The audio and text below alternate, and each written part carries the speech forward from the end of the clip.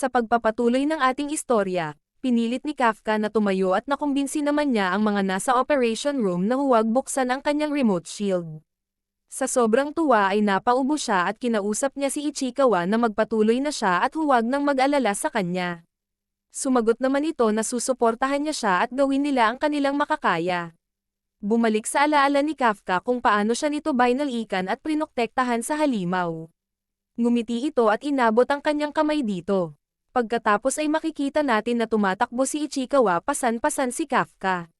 Sumigaw si Kafka na gawin nila ang kanilang makakaya sa pamamagitan ng pinagsama nilang kapangyarihan. Nagtinginan sa kanila ang mga kalahok at nagsalita si Ichikawa na nakakahiya at pinagtitinginan siya. Sinabihan ni Kafka ito na siya muna ang kanyang magiging mga binti at gamitin nito ang kakayanan ng suit. Sa kabilang banda tuwang-tuwa naman si Vice Captain Ashiro sa kanila at pinagsabihan siya ni Konomo na maging seryoso sa kanyang trabaho. Habang nakapasan, nagsalita si Kafka na bilisan nila ang pagsunod kay Kokoro at huwag siyang mag-alala sa kanya. Sumagot naman si Ichikawa na kumapit siya at bibilisan na niya. Tumakbo ito ng mabilis at nabigla si Kafka sa nagagawa ng kasama. Abala naman ang iba sa pagpatay sa mga halimaw. Habang tumatakbo si Iharo, nagpakita si Kokoro at mabilis na pinagbabaril ang mga yojo. Pinaghanda ni Ichikawa si Kafka upang suportahan si Kokoro. Ako nang bahala, saad nito habang hawak ang isang granada. Mabilis na sumugod si Kokoro sa mga halimaw kaya wala nang nagawa si Aoi kung hindi na lang pagmasdan ito. Nagsalita naman si Haruichi na hindi man lang sila hinayaan na tulungan siya. Nang papasugod na ulit ay kinuha ni Kokoro ang mahabang bakal na nakita niya at ito ang ginawa niyang armas at mabilis niyang napabagsak ang mga ito. Nagsalita si Komono mula sa operation room na napatay na ng examine ni 2016 ang huling yojo at ngayon ay nakikipaglaban na sa Hanjo. Habang papalapit dito, naglabas ng bomba si Kokoro at pinasabugan ito. Nataaman ito sa balikat at napasigaw.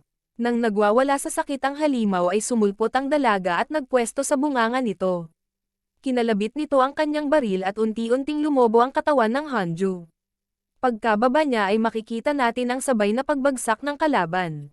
Napangiti naman ang bise-kapitan sa nasaksihan nito. Pagkatapos ay nagsalita si Komono na napatay na ang huling Hanjo at nag-anunsyo siya sa mga kalahok na tapos na ang huling pagsusulit.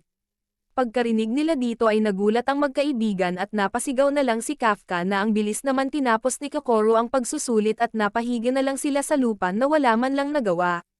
Sa operation room, nagtanong si Komono sa bise-kapitan kung magpapadala na ba siya ng medics upang tumulong sa mga sugatan at sumagot naman siya na oo. Nagsalita si Kapitan Mina na mas malakas si Kokoro kumpara sa mga usap-usapan. Sumagot naman ang bise-kapitan na akala niya ay nasa 30 katao ang aatras ngayon pero wala pala at kaunti lang ang naging sugatan. Salamat at malinaw na ito ay dahil sa kanya. Nagsalita pa ito na darating ang araw ay magiging sikat siya sa Defense Force at sigurado iyon. Habang nakatingin sa kalangitan, naalala ni Kokoro ang kanyang ama at sa isip nito ay tinanong niya ito kung perpekto na ba siya. Paghinga niya ay tumalikod na siya at nagpa siya na puntahan si Kafka upang pagtawanan ito sa pang-apat na beses ng bigla, may nagpakitang kaiju at pagkalingon niya ay tinamaan siya sa dibdib. Napaluhod siya sa sakit at tinignan niya ang kanyang tama at naisip na makakalaban pa din siya. Tinignan ulit nito ang bagong kalaban at tinanong kung ano siya. Samantalang napag-usapan ng dalawang magkaibigan si Kokoro at nagpasalamat dito dahil nakarating sila hanggang dulo ng bigla, nakarinig sila ng sigaw. Pagkalingon nila ay makikita natin ang mga tinalo nilang halimaw na nagre-regenerate. Niyaya siya ni Ichikawa na umalis na sila sa lugar na yon. Balik kay Kokoro at sa kalaban, nabigla ang dalaga nang marinig nitong nagsalita ito. Napansin naman ng kalaban na naghilom ang sugat ni Kokoro. Tumayo naman agad ang bidang babae upang barilin ito at biglang lumabas ang mga mata nito at pinatamaan ang dalaga sa iba't ibang parte ng katawan. Napaluhod siya at napasigaw sa sakit. Narinig siya ng nasa operation room at nalaman nila na may abnormalidad sa vitals nito. Tinanong ni Soshiro si Komono kung anong nangyayari at kahit siya ay hindi makasagot pero pinaliwanag nito na nakakuha sila ng signal sa mga pinatay nilang halimaw. Napansin nilang may mali sa labas kaya pina-active ni Kapitan Mina ang mga remote shield ng mga kalahok at pinuntahan ang mga ito. Nagkaroon ng anunsyo at mabilis na pinapalikas ang mga kalahok. Narinig ito ni Kokoro at naisip niya na hindi siya pwedeng umalis dahil kapag umalis siya ay sino ang pipigil dito at maaring madaming tao ang pwedeng mamatay. Naisip niyang kaya pa niyang lumaban at narinig ang boses na kailangan niyang maging perpekto para sa kinabukasan ng kanilang bansa. Tumayo siya at sumigaw na kailangan niyang maging perpekto. Mabilis naman siyang hinampas ng Hanjo at sa lakas ay tumalsik siya sa pader. Bigla niyang naisip ang kanyang pagkabata na lagi na lang siyang mag-isa at nang sinabi niya sa kanyang ama na nakakuha siya ng mataas na antas ay wala itong pakialam at sinabihan lang siya na kailangan niyang palaging maging perpekto para sa kanilang bansa. Sinubukan pa niyang umatake habang naiisip ang sinasabi ng ama ngunit nahampas ulit siya ng halimaw. Pagkabagsak nito ay tumayo ulit siya at nang babaril na sana siya ay napansin nito na bali na ang kanyang kanang kamay. Lumitaw ang mga drone at nabigla si Kemono sa nakikita dahil nagkaroon ng sungay ang halimaw. Sa kabilang linya, sinabihan niya sina Kapitan Mina at Vice Captain Soshiro na sugatan si Kokoro at nasa panganib siya. Unti-unting lumabas ang energy ball sa ulo ng halimaw. Nakaluhod naman si Kokoro at humihingi siya ng tawad sa kanyang ama dahil hindi niya kayang maging perpekto at tumulo ang luha nito. Nang umatake ang kalaban ay biglang nagpakita si Kafka sa harap ng dalaga at sinabihan niya ito na magaling ang ginawa niya. Nagulat si Kokoro at tinanong siya kung anong ginagawa nito at biglang nagkaroon ng malaking pagsabog. Nang maglaho ang usok ay nagpasalamat si Kafka sa kanya na dahil sa kanya ay nakalikas ng maayos ang lahat at sinabi pa nito na siya na ang bahala dito. Samantala, habang lumilikas ang kanilang mga kasamahan ay pinoprotektahan sila ni Iharo. Nagbigay naman ng signal light si Aoi upang maging gabay sa kanila habang bumabaril si Haruichi.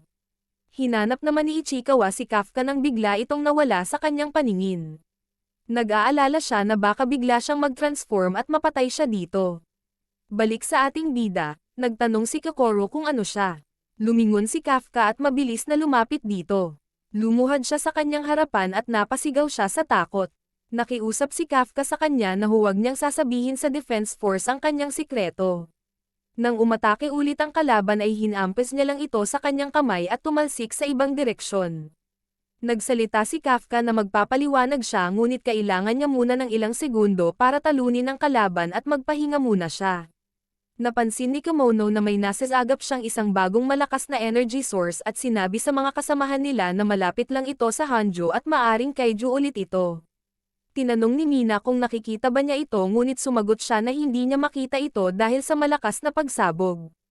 Nabigla siya nang makita niya sa kanyang computer ang 9.84 tatod na lakas at sinabi ni Soshiro na imposibleng mangyari ito at maaaring nagkaroon lang ng problema sa measurement system nila ngunit kung totoo man yun ay maaaring ito ang pinakamalakas na kaiju sa buong kasaysayan. Sumigaw si Kafka at nagliwanag ang katawan nito na animoy pinapalibutan siya ng malakas na kuryente. Humingi siya ng tawad sa halimaw dahil wala na siyang oras kaya lilinisan na siya nito sa pamamagitan ng isang suntok. Sa sobrang lakas ng kanilang puwersa ay nawasak ang nakapaligid sa kanila at naitulak ito ni Kafka sa pamamagitan ng kanyang kamao, kasunod ay ang paghiwalay ng laman nito sa kanyang buto. Pagkatapos ay nagkaroon ng malakas na pagsabog at makikita natin na naiwan ang mga paa nito kasunod ng pag-ulan ng dugo at pagbagsak ng ilang parte ng katawan nito. Nagsalita si Kafka kung mabubuhay pa ulit ito sa kanyang ginawa at nabigla siya nang gumalaw ang mga bituka sa kanyang harapan. Lumuhad siya at nakiusap na huwag na ulit itong mabubuhay at pagkatapos ay bumagsak din ito sa lupa. Nagtanong si Kokoro kung sino nga ba siya at mabilis siyang nilapitan ni Kafka at hinampes ang halimaw sa likod nito. Nagulat si Kokoro dahil may Yoju pala sa kanyang likod. Kinausap siya ni Kafka na mukhang magiging okay na siya at masaya siya dahil ligtas ito. Sinabihan niya din ito na huwag niyang ilalagay ang kanyang sarili sa kahapamakan nang biglang may kamay na pumukpok sa kanyang ulo at galit na sinermon siya ni Ichikawa. Habang nakikinig sa kanila ay bumagsak ang dalaga. Pagdating ng Defense Force sa pinangyarihan ay nagulat sila sa kanilang dinatnan dahil pamilyar sa kanila ang ganong eksena. Nilapitan ng isang officer si Mina at sinabi dito na wala na silang makitang ibang tao at biglang sinabihan sila ni Kemono na kakadating lang ng 3 examinee sa evacuation center. Napag-usapan ng dalawa na malakas si Kokoro ngunit hindi sila kumbinsido na kaya niyang gawin ang ganito. Pagkatapos, makikita natin na nag-uusap si Kafka at Ichikawa. Nagpasalamat si Ichikawa dahil wala siyang natamong malubhang pinsala, habang siya naman ay hindi masaya dahil balik na naman siya sa hospital. Binalitaan niya ito na nasa mabuting kalagayan na din si Kokoro at pinapagaling siya ng pinakamahusay na teknolohiya ng Defense Force. Nagalit si Kafka at nagreklamo na gusto din niyang magpagaling doon.